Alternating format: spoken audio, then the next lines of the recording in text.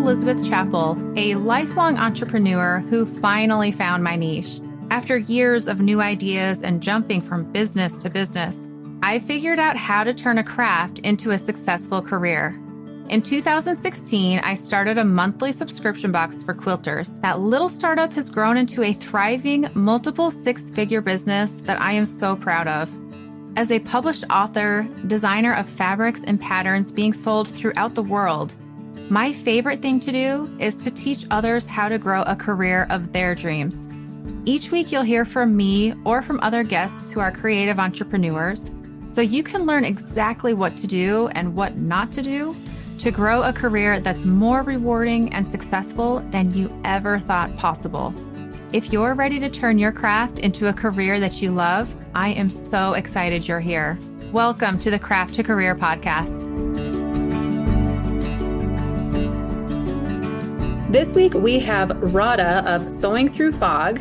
She is so fun to chat with. I could honestly chat for hours and hours. We have, in fact, and you'll see as we start chatting today, what a wealth of knowledge, talent, cool thinking. You're going to love meeting Radha and hearing what she's up to in the business world and how she's grown her business since completing the Quilt Pattern Writing Course. Before we jump in and you meet Radha, I am going to read a review from Apple Podcasts. This is from Big Head Strokey. They say, I can't wait for Friday mornings. I get in my car on the way to teach my kindergartners and listen to Elizabeth. I have been quilting since my college day, and I'm turning 50 in a few months. I've been inspired to up my game and figure out how to use the tools I already have, like EQA and Canva, to make my own patterns. I took the 9-week quilt pattern writing class, and I'm retaking it now that I'm not under the stress of back to school season. I can't wait to start writing patterns to sell. This is such a fun review. Thank you. I wish I knew your actual name so I could reach out and say thank you personally. If this is you, send me a DM. I love that you teach kindergartners, that you have taken the Quilt Pattern Writing Course, and you've been able to go through that course at your own pace and your own time when it works for you. And depending when, this was written in March of 2023, I'd love to know if this person has released their own patterns yet. If you have not left a review for the Craft to Career podcast, go ahead and take just a moment and let me know what you are enjoying about the podcast. I want to bring more of the things that help you quilterpreneurs grow your business. And just a reminder that when you leave a review, it helps other entrepreneurs find the podcast and get helpful information for growing their quilty business. But now let's jump in and let me introduce you to Radha of Sewing Through Fog. Radha, I'm so glad that you are here on the podcast. Thanks for being here. And for our listeners, can you just introduce who you are in the quilting community? Of course. Hi, Elizabeth. I am so excited to talk to you.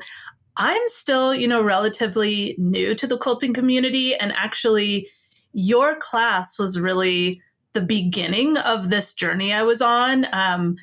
I think I've told this story before, but I got the email about your class 2 days after I decided that I was going to start my own business. And I had never even used a quilt pattern before. Oh, wow. I'd made quilts. I actually used to be a seamstress a million years ago. So my whole life was in the fashion industry for a while. But I had left my corporate career during the pandemic and was really struggling with kind of what I wanted to do next. And it was just this moment of, I think, kind of like the universe, I'm not super woohoo, whatever, but It was just this sign that was kind of like, why don't you try, this? And I just started getting involved in the quilting community. And so I really look at that moment, even though my journey's kind of now gone in a couple different directions, I look at that moment as really being the beginning of what I'm doing now. So I started a business called Sewing Through Fog. That's kind of my Instagram handle. And where I'm really focusing now is it's kind of like a modern quilters resource for sewing with repurposed and upcycled fabrics. So really looking at that kind of sustainability angle that's definitely in the quilting world, but maybe not as much as it could be. Okay, tell me more. What do you mean by that? Yeah, so when I came into the quilting industry or the quilting community and looked around, I was actually a little surprised. And I've heard that maybe, the quilting industry is behind a little bit from certain trends going on, but I thought I would find a lot more, organic fabrics and just conversations around textile waste and just different sustainability and being circular and all these things that, even though the fashion industry is doing a terrible job of, are these big conversations that are going on. And I didn't see them as much. And what I did see was I saw some people, or a lot of people, upcycling, but it was more on the art side. And there are these, amazing kind of artists like Heidi Parks and Zach Foster who are talking about upcycling, but they're really doing it more as an art form. And then on the other side, I saw a lot of, all those big fabric brands like the Riley Blake and the Tula Pink, which are awesome, but are more about let's buy new, let's have a new release. And it didn't really seem like there was a lot in the middle of people who still wanted to make like clean, modern, like fun, quilt patterns and designs, but maybe do it with fabric beyond quilting cotton. Yeah. And just coming again from the fashion industry and my background sewing, I'd actually never sewn with quilting cotton. My first quilt I made out of all these fabrics in my stash that I'd been collecting over the years from my childhood, and not one of them, they were cottons, but they weren't quilting cotton. So this idea of quilting as a way to pull different textures together and different fabrics together, that's just what in my mind was what kind of quilting was and where I wanted to go. So I thought, by the way, I thought what better way to help to bring kind of a perspective than to just talk about that, and help people. I kind of say that what I do is for maybe upcyclephobics. So not people who've been doing this for a million years, but people that just want to kind of dip their toe in and get inspired and maybe learn a little bit about fabric and learn how to just start. Which I love. So when I first started quilting, again, I came into the quilting world with a business mindset. And so I was like, oh, I would love to take some like faux leather and this and that. And people are like, no, the needle's not made for that. You can't do that. I was like, I kind of hate when people say you can't do that. I'm like, what do you mean you can't do that? But you do not see it. But you and I have chatted, and I love, because I have seen, like you were saying, kind of two schools of thoughts where totally upcycle. It's almost evil if you buy the new fabric. And then the people who are like, oh, stop trying to preach to me about And I love that you're like, let's meet in the middle. What if we combine, if you love Tula Pink or whatever, buy some of that, and then maybe throw in some of what you've got that's in your closet that you might be throwing out, and not taking away the shame, taking away the like, you're evil one way or the other, and just kind of introducing this idea of give it a try. What if you like it? It could be cool. And some education, even for me. I listened to you on a podcast. Ooh, do you know which one it was? You were talking about like growing up in this cool farm. It could have, maybe it was the Threads of Sustainability podcast. Yep. Bridget O'Flaherty, probably. And it was so fascinating. And I'm very intrigued in the best way about your childhood and all the things. But anyhow, hearing this approach was very cool for me. So I appreciate you saying that. And that's something that's super important to me, is that it isn't, and I say this like in everything I do, there is no right way to upcycle. There's no wrong way. There is no like, this is what you have to do. This is what you can't do. And anybody who pushes an extreme, I feel like they're missing out on the bigger picture. And because I just talked about organic fibers, well, anybody in the textile or apparel industry knows, there are so many issues with organic fibers and certifications, and you're still using, too much water, and nothing. Sustainability is like a spectrum, and it's so nuanced. And where I'm passionate is just getting people to take like little baby steps. And exactly, it's not about, the last thing, throwing out all your quilting cotton, of course not, but it's not about suddenly saying you're never going to buy anything ever again. That's not realistic. It's about making like little steps and little changes. And that's, that's what I'm doing too. Like I didn't know a lot of the facts that I know now. Like I used to think that when you donated your clothes, they went off and went to some, someone that needed them. Amazing. But I only found out maybe 2 years ago that only 30% of the clothes we donate to like Goodwill and places like that even get out on their floor, let alone get sold. So it's only like a fraction of those get sold. And then, so most of the clothes that you donate to those big thrift store chains actually end up in landfills, and landfills in the global south. So like one of the worst ones, if anyone wants to Google it, because I am for sure not an expert to talk about, is in Ghana. It's the capital of Ghana called Accra. And it is just insane. And I think that it's a little bit of out of sight, out of mind to us. So for me, upcycling is like this awesome opportunity for quilters to like not be part of the problem, be part of the solution type of thing, and exactly as you're saying, you're making, a great quilt, or let's say you're making a really cool tote bag. Why not use like denim to be the bottom of it? Or why not, use, if you need like a cool, colorful fabric, probably like your husband might have an old woven shirt that he doesn't wear anymore, or like what clothes have your kids grown out of? It's just kind of like recognizing the options around you. And we talk so much about quilting being so expensive. Well, that's like such a great way to save money too. I just still feel like sometimes people have a stigma that, oh, well, I'm using something used or old, or, people will judge me. And that's the piece too that I'm trying to kind of help. Like that's not true. In fact, like it's just good for the planet, and it's just smart, right? To use the stuff that's around you. Even I'm thinking like quilting, I feel like a lot of quilters are very nostalgic about being a part of this, history. How cool to tie in your memories from your child's clothing, or I don't know, clothing that has significance and memory. And I don't know, I think that adds a lot of meaning to what you're making, way more than just, oh, I bought this fabric that I love. Both. I'm not trying to shame one or the other, but I think it can add an element.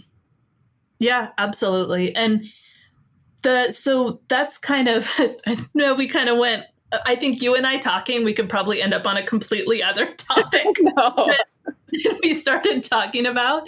But so I'm still, after the class, I did release 2 patterns, which I absolutely love. But I, of course, had to kind of do it my own way, where I did a full-size pattern, and then I did a mini version to go on the back of denim jackets, because that's, again, my background. But then where I've now kind of gone recently, and this was actually with your guidance a little bit, is I just released my first class specifically for upcycling jeans. And that's because, so when I was in the fashion industry, I worked in denim for 15 years. I worked for Levi's, and I totally joke, but I think there's truth in it, that like this class was a little bit of my penance for being like, I was good at my job. I made a lot of jeans and I got a lot of people to buy them. And now it's like, I feel personally responsible for jeans that are sitting in the back of people's closets. I'm like, well, I can now show them how to turn them into something, totally different and cool, rather than them ending up somewhere. But like everything, even though this class is not, I'll be releasing patterns that go along with it at the end of the summer, but all these things that I'm doing in this class all started actually with the quilt pattern writing class, because I am, and we've talked about this, I am like an Adobe obsessed. Like everything I use Illustrator and, InDesign for every single thing I do, which was, I think when I had heard people talking about, is the class worth it from a value and what you're getting out of it? This is also where you say you came in thinking with a business mindset. I came into this industry from the corporate industry where people are making a lot of money, where everything costs a lot of money, where you could take a one-day class to learn some silly like project management, technique or certification, and that costs you $1,500. And where people all charge like for their time. And that was also a big eye-opener for me coming into this industry and seeing how scared people were to charge money for things, to talk about money. And that's something I've really appreciated listening to the Craft to Career podcast and just talking with you, but also kind of what you talked about, these people being on two different sides. I've struggled a little bit because I also see people on the upcycling side almost feeling like, well, we're doing something good for the planet. You can't charge for anything. Mm-hmm. We're helping people. We're talking about women's crafting. We can't charge. And that's actually another piece. I still do some corporate consulting, and then I donate my time to consult for a nonprofit in San Francisco that helps small businesses. And that's one of the ways how I'm giving back. I volunteer at Scrap San Francisco, which is like a creative reuse center. That's one of the ways that I give back and contribute to my community. But when you talk about sustainability is not just materials. It is not just using a used fabric or organic or recycled cotton. Sustainability is how you run your business and how you treat like the workers. And I think that's a big thing, like in fast fashion, that people don't realize also is clothes are as cheap as they are because someone is getting exploited. Yeah. Someone is getting paid $2 an hour. And when you are a small business owner, you are that person. Mm-hmm. You are the person providing the product. And so, yeah, I've had a little bit of a hard time finding where I fit in this industry, because I do feel like I'm right in the middle, where I believe as or more strongly than anybody about the planet and workers' rights and all these things. I mean, I've been in apparel factories in Bangladesh a year or two before the Rana Plaza collapse. And I know these firsthand, like I've seen the poverty there and I know these things, but that doesn't mean that anybody working in sustainability has to then not pay themselves. Right. So, and I know I'm kind of, again, I can go on a tangent, but I do think these things they're all connected. Yeah. And it is like with the quilting world, I feel like we need to keep having these conversations and figure out how we can not make it be a bad thing that entrepreneurs or that crafters or artists are actually paying themselves a fair wage to provide what we're providing. I'm very curious to hear your thoughts on this, because I knew from the get-go, I'd listened and studied enough that on a logical level, I'd heard people say there's going to be the naysayers and this is the logic behind it, and it's from an ethical standpoint, generally speaking. Or they feel like, well, if I can't be successful, then at least I'll be successful and I'm a better person and I'm not unmoral by blah, blah, blah, blah. But I oddly see in the quilting world, and I'm sure it trickles into other markets, but this happens to be the one that I'm in, where a lot of the people who are throwing shade or shame about charging are the same ones who are like, we need to be charging what we're worth. We need to value these women. But then as soon as someone is, it's like they don't like it to look that way. And they want it to, I don't know how they want it to look, but why is that? Like, what is the ethical way in these, what's going on there, in your opinion? Not Yeah. but. And I mean, I think anybody that follows me knows I'm like always super honest and just kind of say whatever I think. And I think that for sure the intention's in the right place, right? Like for sure, people that are saying that they want, they want to help people, they want to make sure that things are accessible. But I think there's just a lack of understanding of what's going on and a lack of the bigger picture. And that is, I've seen this conversation a lot when people talk about fast fashion, where when someone is talking about, say, you should buy from ethical clothing brands, there are people that say that's very classist because ethical clothing brands, it costs a lot of money. And you're expecting people that, they can't afford to buy that product. And that is not being accessible. And the thing is so then it's not the person who wants to buy it who is basically getting the fallback. It's the person then who's making the product. And I'm doing a terrible job explaining this. And there's a lot of people. I can send you a link to put in the show notes with some people that talk about this so much better than I do. But the idea is that for things to be inexpensive, someone is being exploited. Yep. And so yes, it means that you can now buy that pair of jeans for $25, but that is only because a worker in Bangladesh is getting paid $2 an hour. Yep. So it isn't this idea that, it's really tough because we all want to make sure that people have access to everything. But you as an entrepreneur, small business owner, you cannot be the one who can't afford to pay their rent or, is working 80 hours a week. And I think there's actually a really amazing business coach who specifically coaches about anti-capitalist practices. And their name is Bear, like the bear, Hebert, Hebert. And I took their class about anti-capitalist pricing. And the thing is you might think, okay, well, they'll say, oh, well, lower your prices for everything. Absolutely not. They actually said that capitalism, the bad parts of capitalism are when people are being exploited to make profits.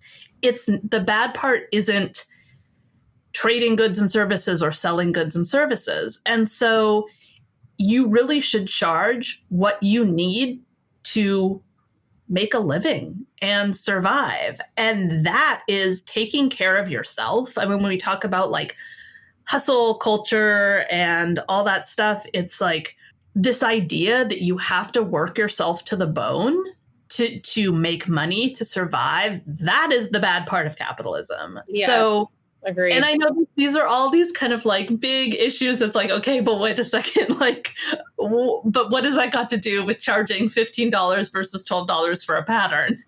But I do think it's all connected because it has to do with just how we value our own time and how we value ourselves.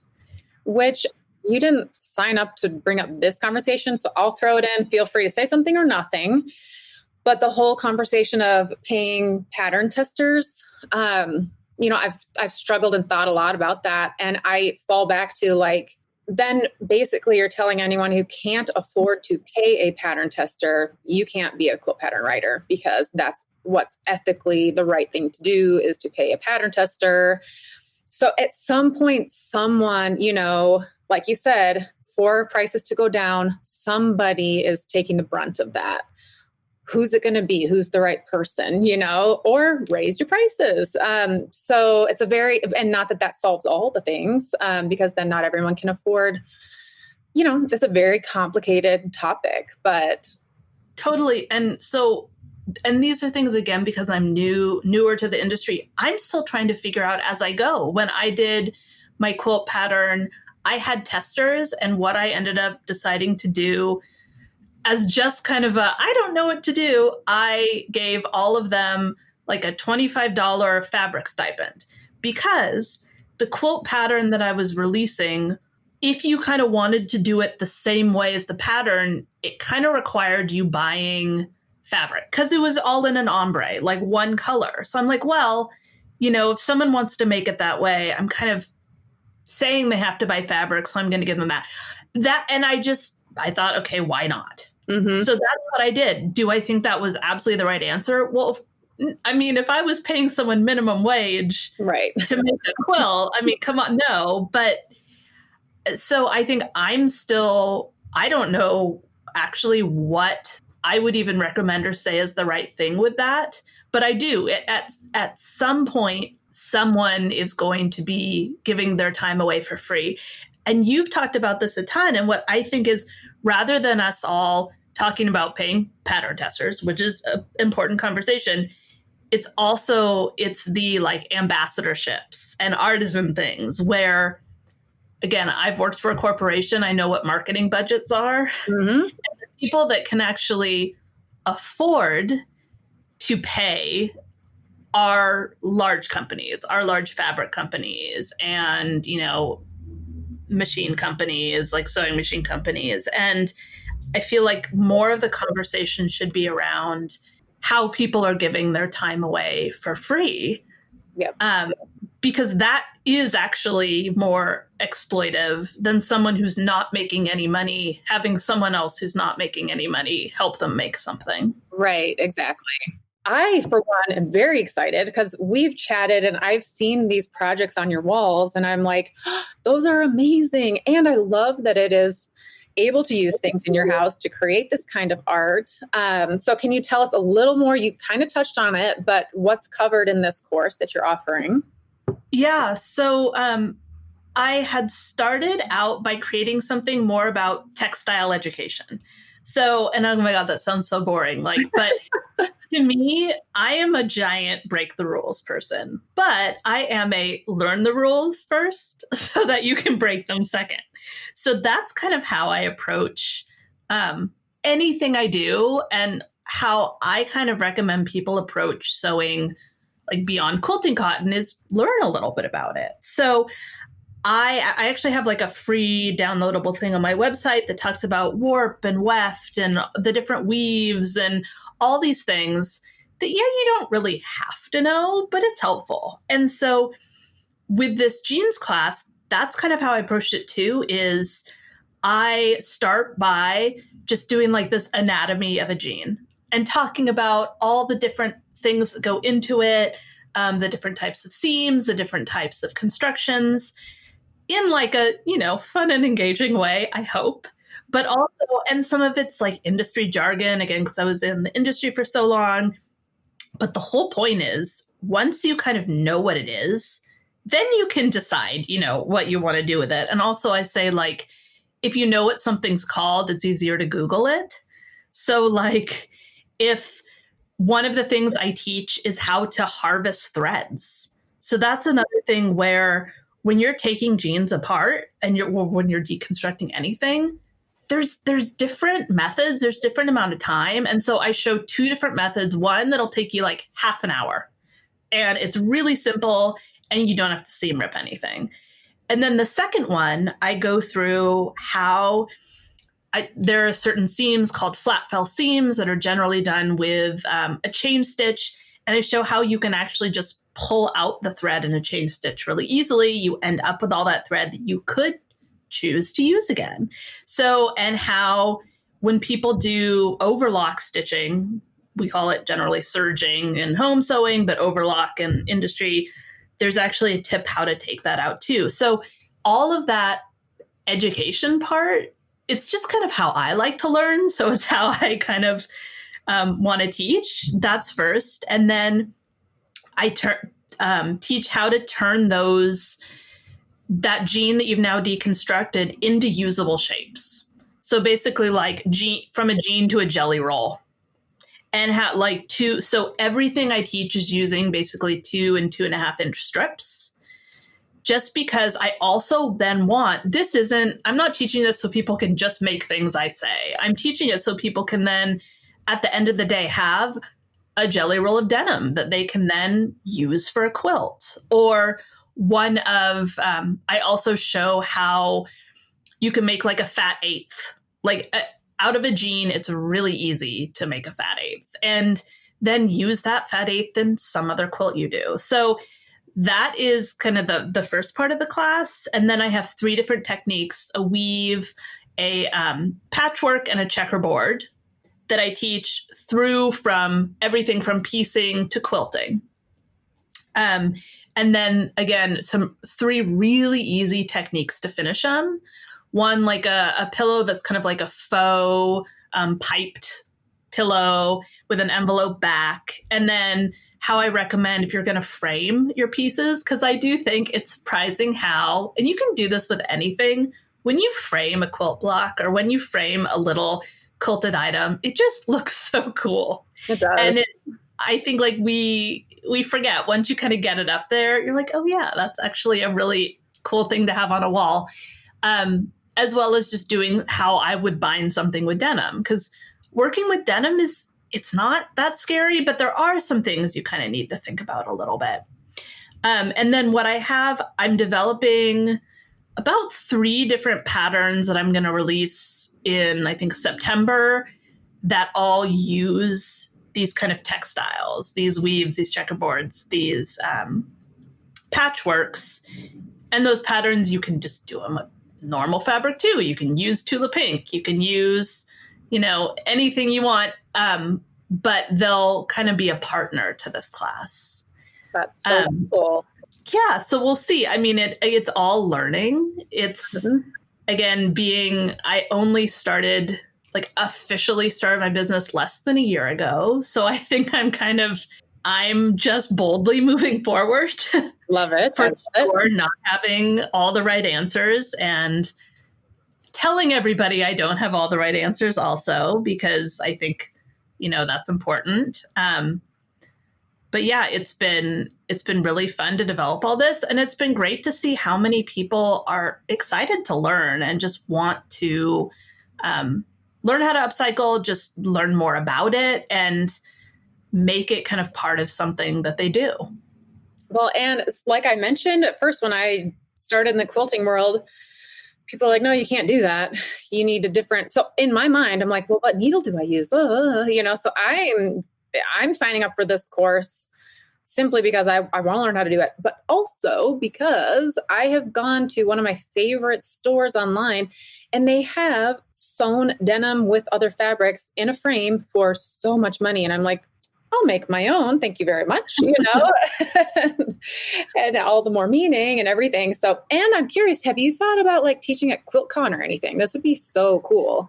There's actually some local places that I'm already talking to about teaching here in San Francisco Bay Area. But yeah, I love teaching, but that's another thing where in my mind, I've been doing business consulting. I've been teaching my whole life.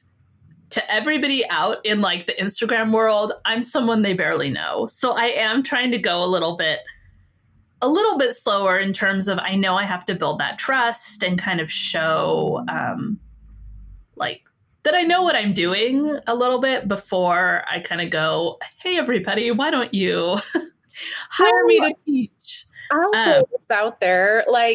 For one, your background with Levi, your knowledge of fabric far exceeds most people I've met in the world, period. So you do have qualifications. But second of all, I've recently just reached out to a ton of quilt guilds online and said, hey, I'll come and teach for free. And I have a cap. I'm going to do so many. And I'm building that resume to say, I've taught here, here, here, here. So it's something to think about if you say, and I don't know if you'd want to do for free, whatever, but just reaching out to people and saying, I'd love to come and teach this for, I'm building my, however you want to word it. And then you can reach out and say, hey, I've taught here, here, here. Do you want to hire me for, and then you can raise your prices. But just an idea. No, That is a great idea. I think the other thing that I'm trying to keep in mind is I left my corporate career because of like severe burnout. Mm-hmm. And I mean, workaholic is such like an old term, but I'm someone that I just get so focused and I just go and go and go. And getting this class out of me, I've been working on it for 3 months. And it's like, I actually didn't do a lot of the pre-launch marketing you should do and all that stuff because I just was like, you know what, I just need to get it out there. Yeah. And what I need to do now, and I am saying this out loud to you on a podcast, so maybe I'll do it, is actually take a moment Yes. and get my life in order a little bit more. And that piece of like self-care, whatever you want to call it, is so hard because I want to do exactly what you said. And I actually I wish my camera was on because I'm doing a guest blog post for you. Yay. And I have something I am so excited about behind me that I'm going to show people. But then I also want to make like a little mini class for that. So I have so many ideas going on and so many new things I want to do. And teaching for sure is one of them. But I also need to figure out how to pace myself a little bit. Yep. Which I'm going to write down on my phone right now, a podcast idea, because I want to talk about that. Because not that I've arrived or been like, I've got it figured out, but some things that I'm doing moving forward coming up here to help with that. So anyhow, I just jotted that down. Oh yeah, send me if anybody out there has any help to learn how to relax with, that would be great. And the entrepreneurial brain, we're great at the ideas and like the next.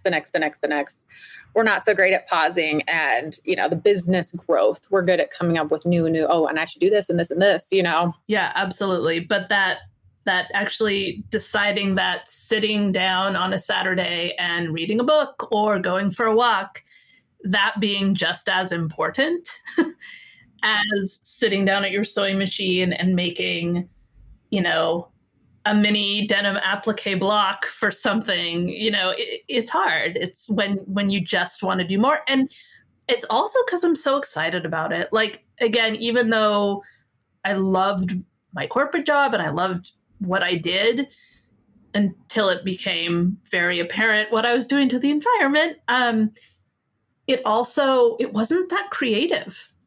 And being able to sew all the time, being able to talk about fabric and all those things you could do, it just makes me so happy that I think that's also part of the problem is I just want to talk to everybody about it. I just want to do more of it. I just kind of want to keep going. I love it. Well, we'll just have to chat more because I'm like, oh, let's chat about this and how to scale it back. But anyhow, well, this has been a pleasure. And for our listeners who would love to find your course or follow you, where are the best places to go for that?